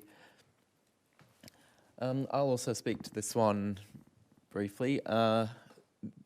Yet again, another very exciting strategy that was really one of the ones that I was most passionate about when we put it on in the council plan at the start of the term, and it's great to see it being endorsed today. This strategy is about how people get to Nillumbik, get from Nillumbik, and also move around within Nillumbik. One thing it really focuses on, which I think is really important and also very impressive, that the traffic and transport team would focus on this so strongly in one of their really key strategies, and that's the Climate Action Plan. It has a huge focus on Council's Climate Action Plan, and it really shows how the plan really has been implemented across the organisation. It's not just the environment team that think about the Climate Action Plan, and it says a lot when the traffic and transport team puts such a huge focus on it as part of the development of this strategy. So I'd like to thank them for the incredible work that they've done. This document is incredibly well thought through, and the consultation on it was huge and widespread. And there was a period there during the consultation where I couldn't go many places without seeing it or hearing about it or seeing the traffic and transport team doing a stall and engaging people on it. So we really have heard from community on this one. It's been well researched, well put together, and well consulted. It has a big focus on public transport and active transport. Now, given the topography of Nillumbik, which has already been mentioned, and the lay of the land, how sparse it is, particularly in the rural areas, active transport isn't always an option. Maybe if you're me and you like cycling up big hills, you'll be all right. But I still couldn't cycle to work because I'd have to shower, because I would arrive sweaty because I've been riding hills. And so that's what makes active transport so challenging, and that's yet another reason why we really need to improve public transport across Nillumbik. I've seen some bus stop closures happening in North Warrandyte, which is concerning. We really need to see more public transport and not less. And that's one thing that we'll be advocating strongly for as part of this strategy, is to improve public transport, but also to improve active transport where it's appropriate, where people live within proximity to the shops, making sure that they can actually get there by walking or cycling or some other means of transport. So having pedestrian crossings to make it safe, having bike lanes, having walking paths. These things seem common sense and obvious, but it can actually take a lot of work to map them out, figure out where they need to go, and provide enough justification to either fund them from council's budget or get funding from the state government to support their construction, or in the case of some things like pedestrian crossings, for example, actually convincing the state government to do them because it is their job and not something we can do ourselves. So once again, I'd like to thank the team, and I'll put that one to the vote. Those in favour? That is carried unanimously. And the next item is the Wattle Glen Public Realm Framework, and I will look for a motion. Thank you, Councillor Egan. Mayor. Yes, I'd like to move the recommendation that 1, Council adopts the Wattle Glen Public Realm Framework, Attachment 1 for publishing as adopted at the Council meeting of the 27th of August 2024. 2, notes that endorsing the Wattle Glen Public Realm Framework, any development of Department of Transport and Planning assets as related to the Wattle Glen Public Realm Framework will require Council to advocate to DTP to ensure the Wattle Glen's community aspirations to maintain and enhance their township's much-loved rural feel and sense of place are advanced. 3, notes that officers will subsequently prepare an implementation plan for the adopted WGPRF, can I call it that? 4, notes that the officers will explore opportunities to utilise existing and ongoing council operational programs to engage with the Wattle Glen community and investigate, prioritise and implement public realm improvements of an operational and maintenance nature to Wattle Glen that are outside the scope and implementation of the WGPRF, but which are aligned to it and are important to the community in the short term. And the 2 attachments. Thank you, Councillor Egan. I'll look for a seconder. Councillor Perkins. Councillor Egan. Thank you, Councillor Perkins. Yes, so this has been going on since last term, and the issue we have with the Wattle Glen framework is the fact that this is all fundamentally about disconnected, unsafe and severely lacking infrastructure in the area, particularly with non-motorised forms of travel, in other words, pedestrians, cyclists, horse riders, dog walkers, etc. The problem is that DTB own most of the land or all of the land, so we have to advocate and work with them to be able to get these improvements and the initiatives done. It's been very difficult dealing with the community because we were very constrained in the information that we were able to give out to the community, so they felt like there was a lack of transparency, but that was far from the truth. We had to go under the guidelines that the DTP set us, so it's been incredibly frustrating. Now we'll be able to develop an implementation plan, hopefully by the end of this year, using the money that we already have in an existing budget. And that'll outline the next stages and the timeline and the actual project budgets required, so then we can start to formulate a plan that we will have to go back to DTP. But all of this needs to take in to account the Wattle Glen's community desire to keep the rural feel of the area, of which I totally agree with. So this, from now on, apart from getting the actual action plan and the implementation plan sorted, we need to advocate for funding, because this is all state government departments, not council, so we can't actually do a thing. And we have these beautiful new trails, the Diamond Creek to Hurstbridge Trail. You can't actually get to it if you live in Wattle Glen. Crossing that road is so dangerous. You can't get to the station. It is so dangerous.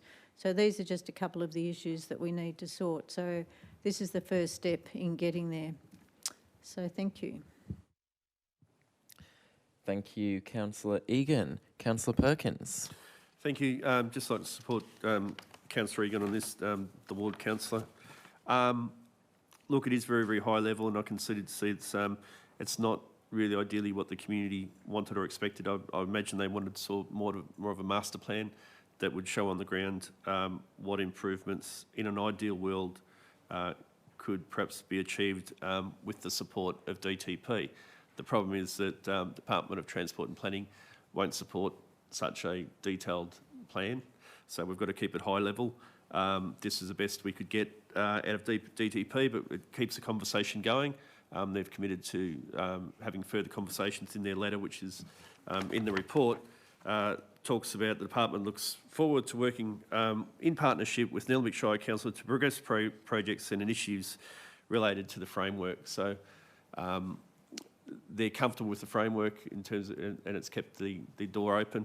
And into the future, there'll be more detailed planning on individual projects, I would say, in the framework.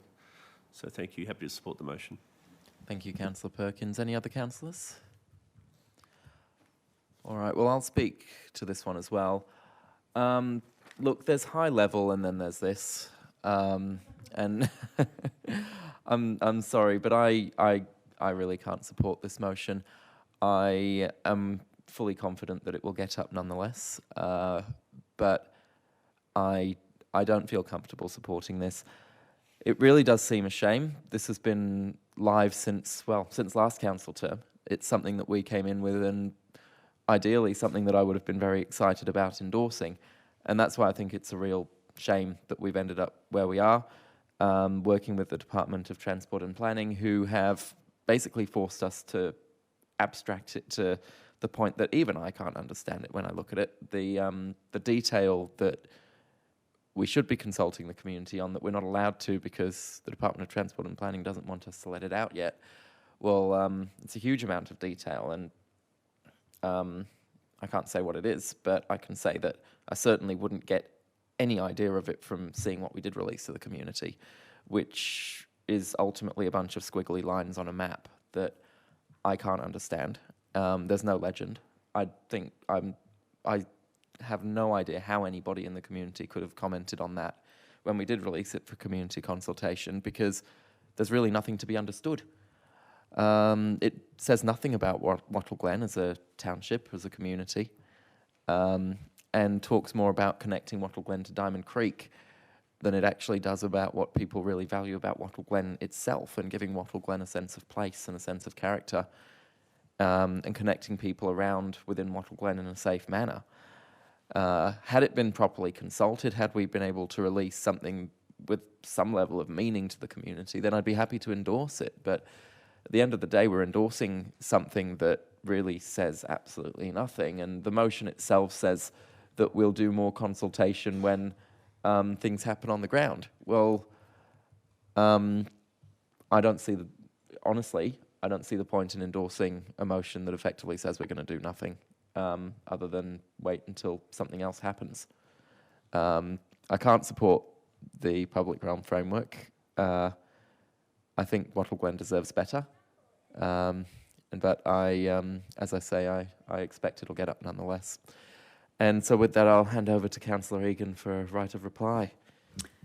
Yes, that's upset me somewhat. I think there's high level, yes, and there's high level, but there will be more consultation. We've gone as far as we can within the parameters that the DPP and the other state government departments have let us. It'll now get broken down into individual projects. Each one of those will have a lot of consultation. And we'll have to see what the public need then, but we can't just throw the baby out with the bathwater and just stop doing this now. There are too many safety issues in Wattle Glen. I only mentioned a couple before. It's the oldest community of Nillumbik. It's got the most number of residents over 90 and over 100. They can't even get down, Debt to the Corner to get to Diamond Creek, much less do their shopping. We've got to do something, even if it's project by project, and having this framework actually gives us the first rung on the ladder to getting that done.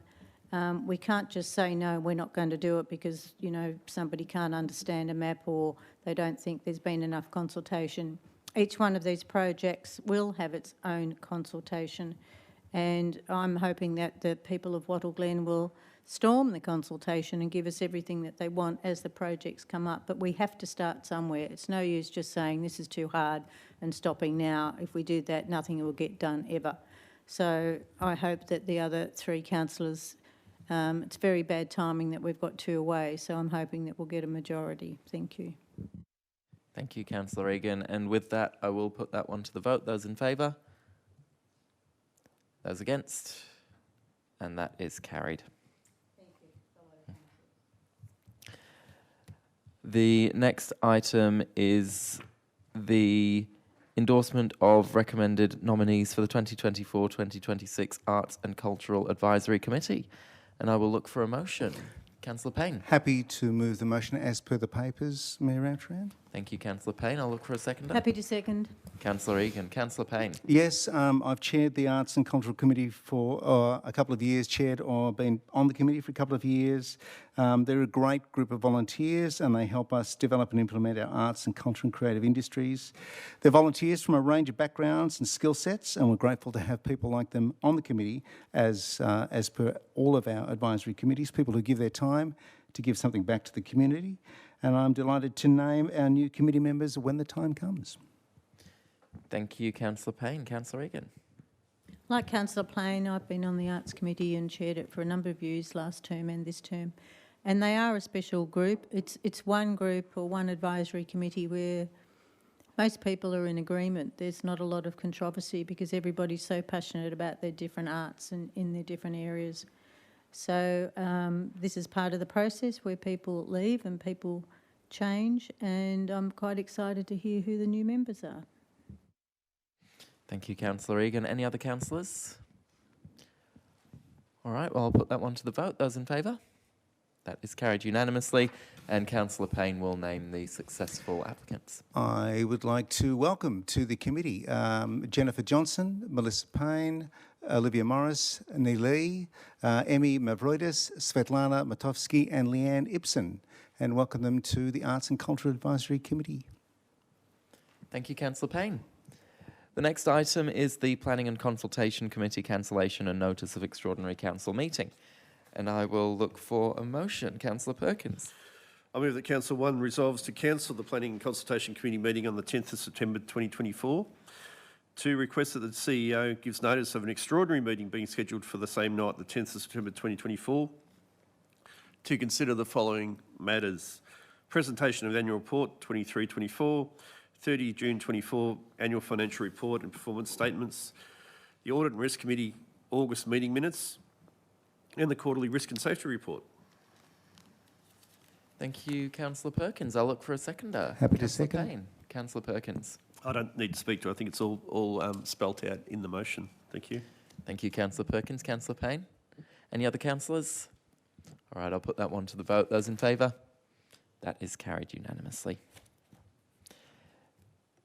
The next item is the proposed special charge scheme for Mills Road, Hurstbridge. I'll Thank look you, for a Mayor. motion. Councillor Egan. I'd like to move the recommendation that council abandons further investigations into the special charge scheme for Mills Road, Hurstbridge. 2, places any further investigations into a special charge scheme for Mills Road on a 3-year moratorium commencing today, and notes that officers will advise affected property owners of council's resolution.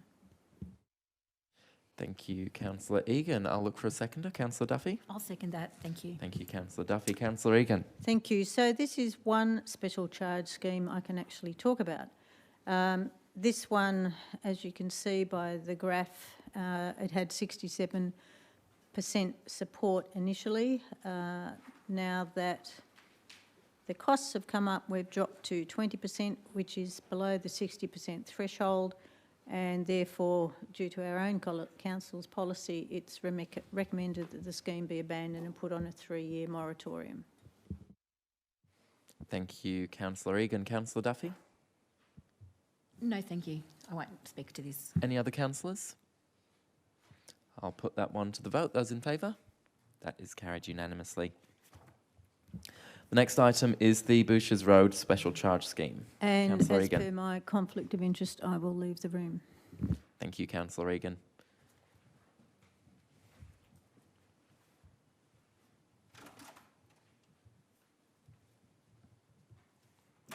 All right, I'll look for a motion. Councillor Duffy. I'm happy to move that. Thank you.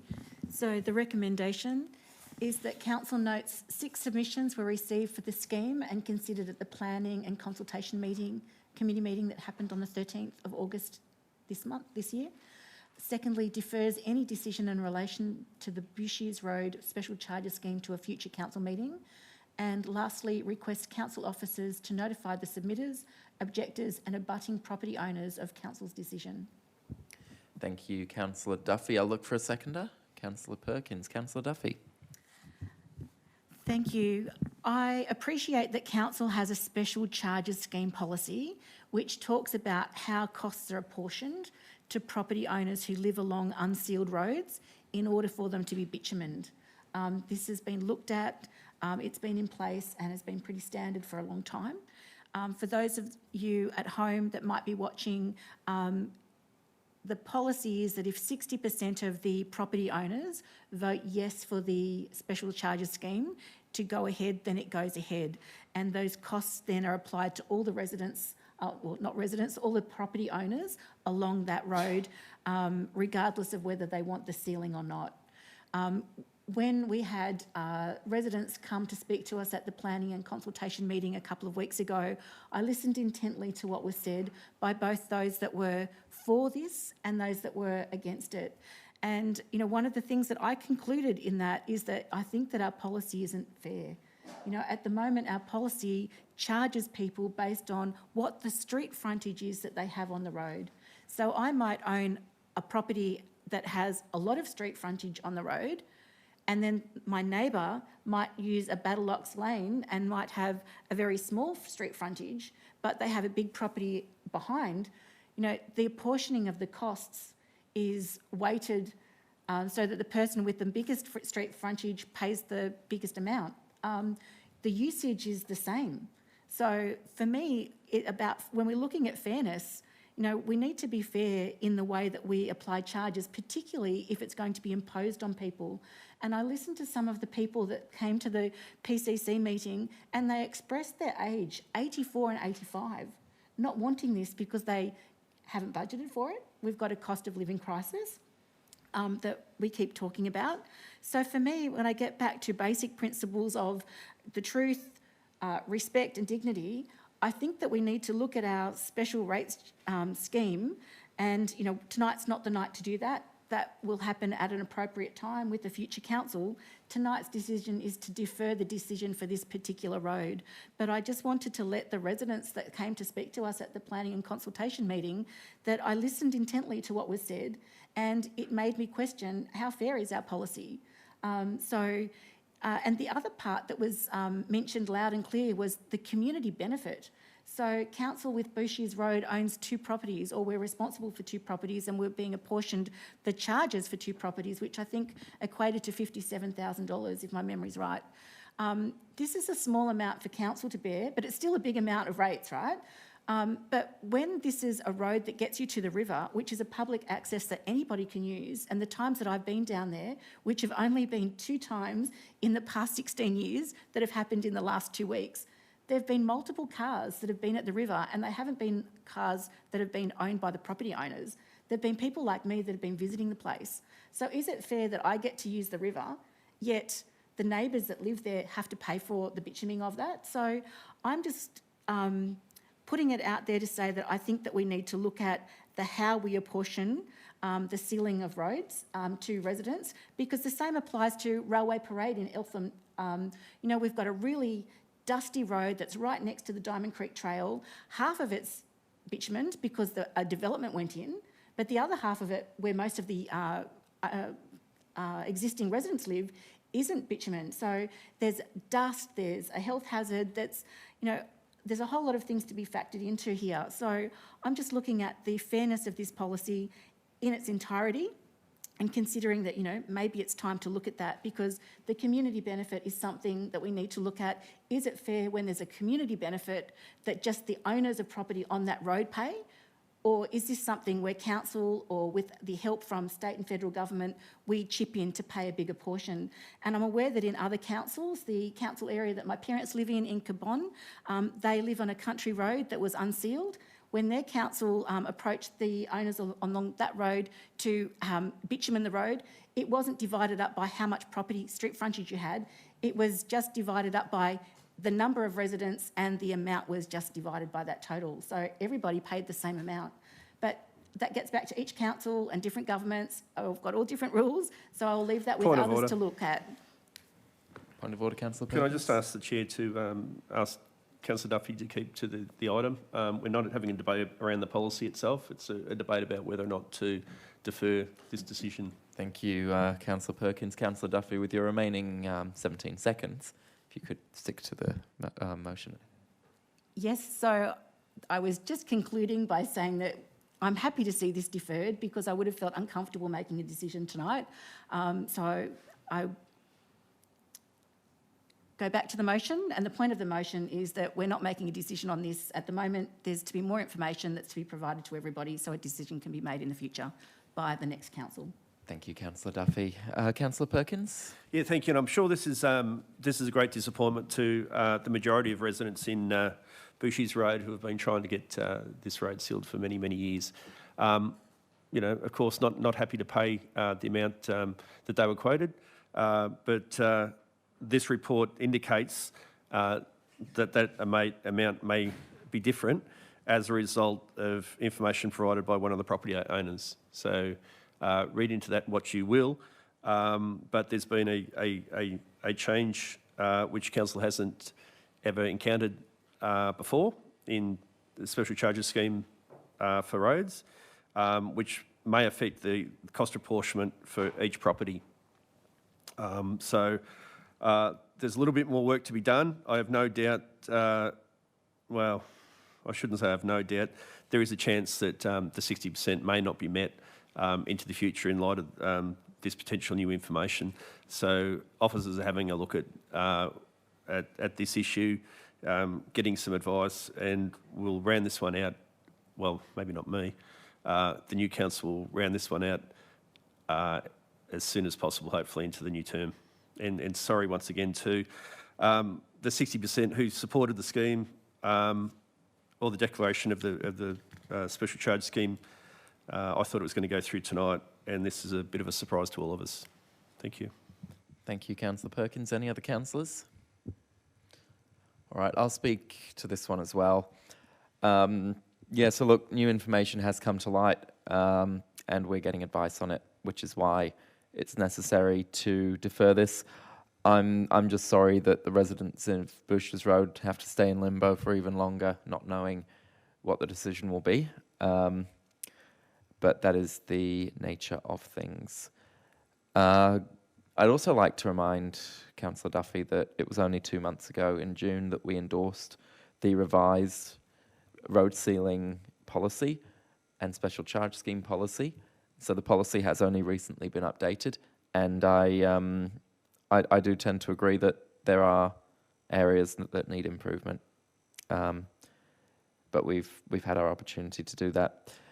So yes, the next council term will look at we'll make a decision on where we go from here with Bushes Road. Hopefully there's plenty of time between now and then for officers to work out the details and make sure that we do this by the book, because it's really important when we do these special charge schemes that it is done by the book. All right, and so with that, I will put this motion to the vote. Those in favour? And that is carried. We will now let Councillor Egan back in the room.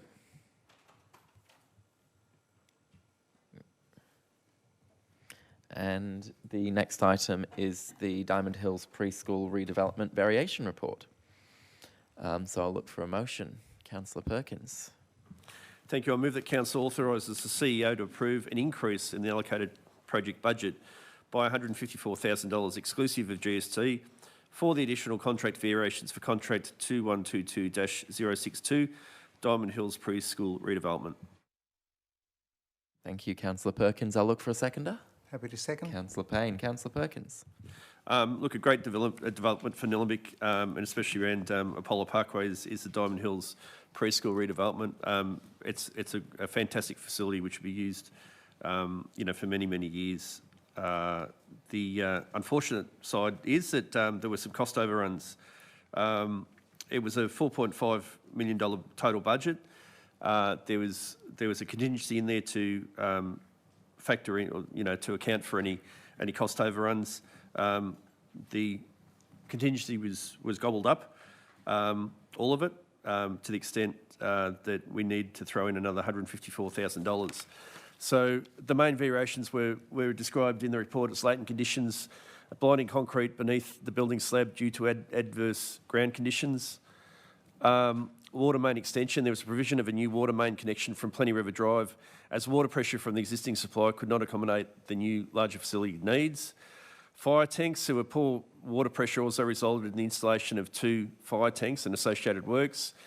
Additional safety measures to allow for the new facility to operate during works, and additional works required for the provision of the staged building permit.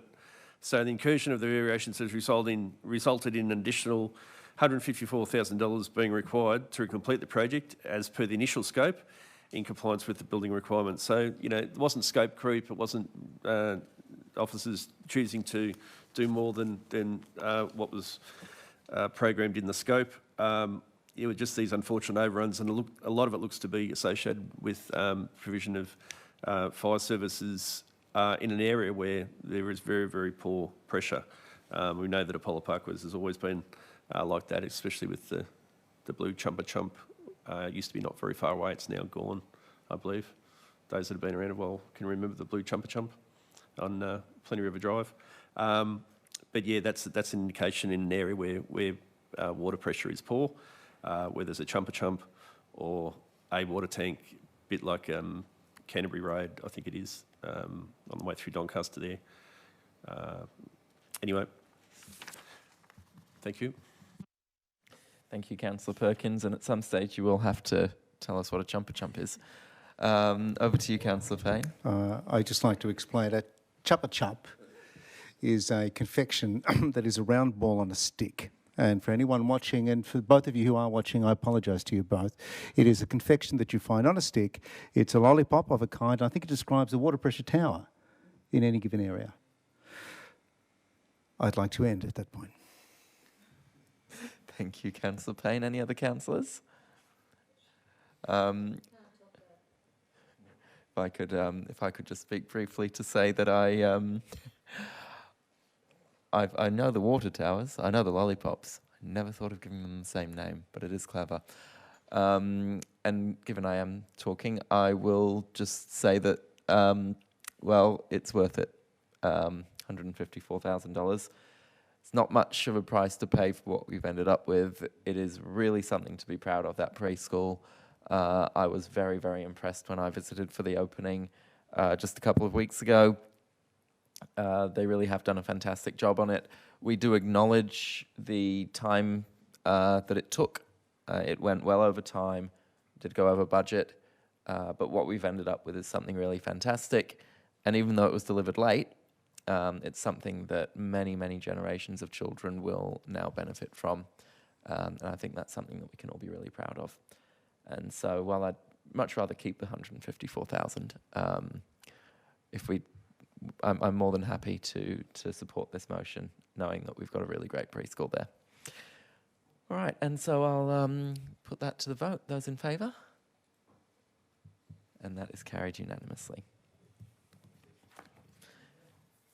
The next item is the Councillor Expenses Policy 2024, and I'll look for a motion. Councillor Duffy.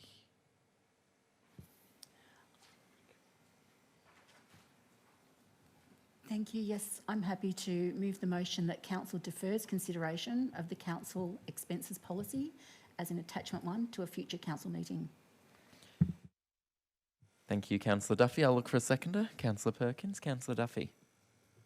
Thank you. I won't speak in detail about the policy or the reason for deferring, but I will say that it is good that there is a councillor expenses policy that enables councillors to apply for refunds for money that is spent from our own pockets. I know that councillors are very conscious of the money that they spend and, you know, in a lot of instances don't claim back some of the expenses that are incurred. What I would like to say is that in this policy, there is an allocation that's made available to councillors to help with professional development, which I'd like to say has been very helpful. And one of the things that I've been doing this year is the Australian Institute of Company Directors course, and many of my councillor colleagues have done that as well. And it just ensures that we are, you know, trained well in being able to govern well in terms of board expectations and doing a good job. A lot of us come into the role as councillors without having had any board experience before, and so it's really important that we can all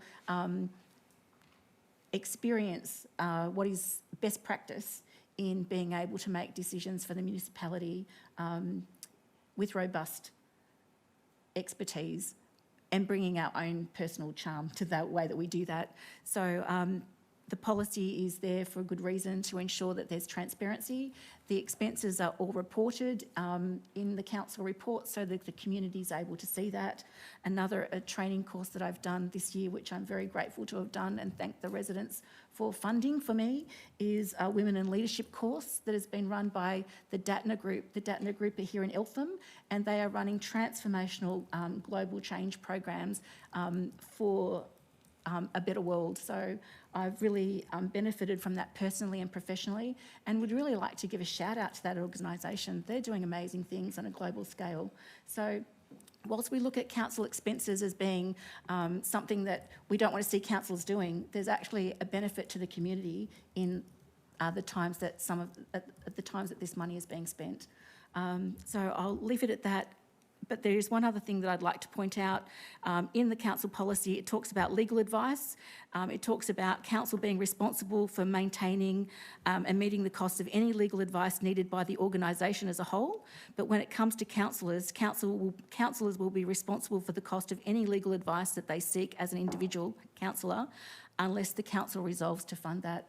So, you know, I'll just leave that as it is, as a statement that that's in the policy, and that's, you know, the way we are at the moment with indemnity in the new local government reforms.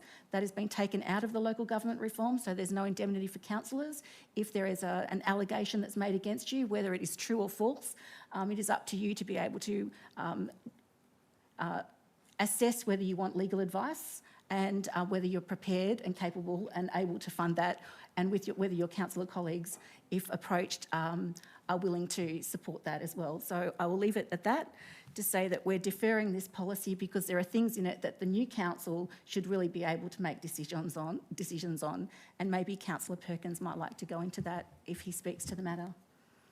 Thank you, Councillor Duffy. Councillor Perkins? Yeah, certainly the last bit I support, particularly what Councillor Duffy said, and I'm very happy to defer this on the basis that it'll be the new council group that this policy will be implemented on. So I think it's important that as the most directly impacted party, the new council group have a say in what the expenses policy should be. I believe there's room for some improvement, but the new council will make that decision. So I think it's very appropriate that, along with the council plan and a lot of other work that the new council needs to do, I think the expenses policy should be one of the first things they need to get their head around. Thank you. Thank you, Councillor Perkins. Any other councillors? Just to concur with what's already been said, I was quite surprised to see this motion on the agenda. We weren't briefed on it, and I think a briefing on this type of policy is really quite important. And I also think, given it is something that's going to affect the new council far more than this council, it's appropriate that the new council are the ones to review it and endorse it and make sure that it really matches up to their expectations and the expectations of the community, as well as relevant legislation that has changed over time. I think the policy as provided there in the attachment is all right. No major problems with it. There have been some suggestions about things that could be tweaked in there around the edge, and I think some of those suggestions are good ideas, and that's why it's important to take the time to do a briefing and get that feedback and make those tweaks. So that's something the new council can do, get it right and get it endorsed early in the new term. So I'm happy to support the deferral. I'll put that one to the vote. Those in favour? That is carried unanimously. The next item is the informal meetings of councillors' records. I'll look for a motion. Happy to move as per the papers. Councillor Egan. And I'll look for a seconder. Councillor Duffy? Councillor Duffy, thank you. Councillor Payne. Councillor Egan. This is basically a list of all of our meetings where councillors get together and we have to declare when we get together. Thank you, Councillor Egan. Councillor Duffy. Any other councillors? All right, I'll put that one to the vote. Those in favour? And that is carried unanimously. We have no notices of motion, no delegates' reports, and no supplementary or urgent business, but we do have one confidential report, and so I'll just look for a motion to move us into confidential. Councillor, first I'll just hand over to Carl. Through the chair, thank you. I have noted a material conflict of interest in this item, so I'll excuse myself from the remainder of the meeting. Thank you. Thank you, Carl.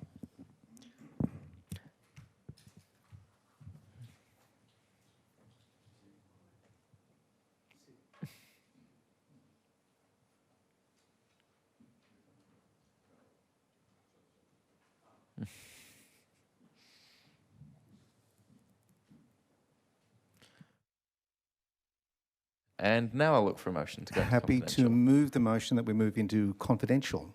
For the Happy last to item. second. As per the papers? As per the papers. Happy Thank to you, second. Councillor Payne. Thank you, Councillor Egan. Councillor Payne. Councillor Egan. Any other councillors? I'll put that to the vote. Those in favour? That is carried unanimously. And so we will close the meeting to the public. Thank you, everyone, for coming along.